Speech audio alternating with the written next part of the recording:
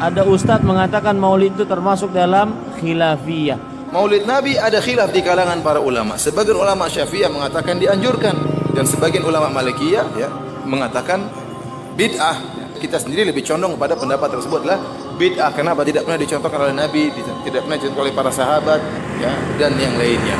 Nah, kalau kita berpendapat bahwasanya maulid adalah bid'ah, tidak bisa dikerjakan, kemudian ada saudara-saudara kita yang melakukannya, apa kita tuduh mereka sebagai ahlul bid'ah, keluar daripada ahlus sunnah? Jawabannya enggak. Kenapa? Karena bid'ah yang mereka lakukan bukan berkaitan dengan apa? Usuluddin, paham? Bukan berkaitan dengan masalah akidah. Maulid Nabi ada khilaf di kalangan para ulama. Sebagian ulama Syafi'iyah mengatakan dianjurkan dan sebagian ulama Malikiyah mengatakan bid'ah. Kita sendiri lebih condong pada pendapat tersebut adalah bid'ah. Kenapa? Tidak pernah dicontohkan oleh Nabi, tidak pernah dicontohkan oleh para sahabat, dan yang lainnya. Nah, kalau kita berpendapat bahwasanya maulid adalah bid'ah, tidak bisa dikerjakan, kemudian ada saudara-saudara kita yang melakukannya, apa kita tuduh mereka sebagai ahlul bid'ah, keluar daripada ahlus sunnah? Jawabannya enggak. Kenapa? Karena bid'ah yang mereka lakukan bukan berkaitan dengan apa? Usuluddin, paham? Bukan berkaitan dengan masalah akidah. Ada ustadz mengatakan maulid itu termasuk dalam khilafiyah. Maulid Nabi bid'ah, pelakunya ahli bid'ah.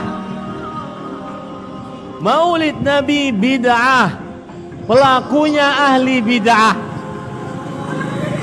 Jawabannya tidak. Ini bukannya namanya dakwah, ngerusak umat orang ini.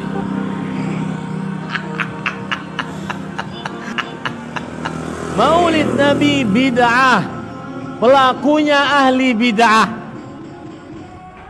Jawabannya tidak. Jawabannya tidak. Jawabannya tidak. Kalau cuma gara-gara kesalahan ini, tidak bisa kita keluarkan dia dari firqah najiyah, paham? Karena ini bukan masalah akidah, bukan masalah usuluddin, bukan masalah kaidah kuliah.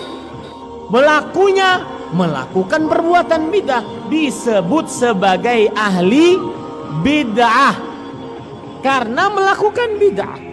Jawabannya enggak. Karena ini bid'ah amaliyah. Paham? Paham atau tidak? Maka jangan suka mudah-mudah menyesatkan apa? Orang Ini bukannya namanya dakwah, ngerusak umat orang ini.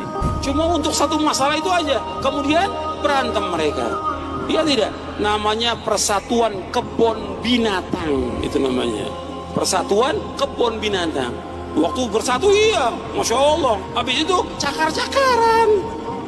Terjadi nggak? Terjadi yang seperti ini di tengah umat. Betul, waktu rame-ramenya bersatu. Habis itu apa? Cakar-cakaran. Itu namanya persatuan kebun binatang.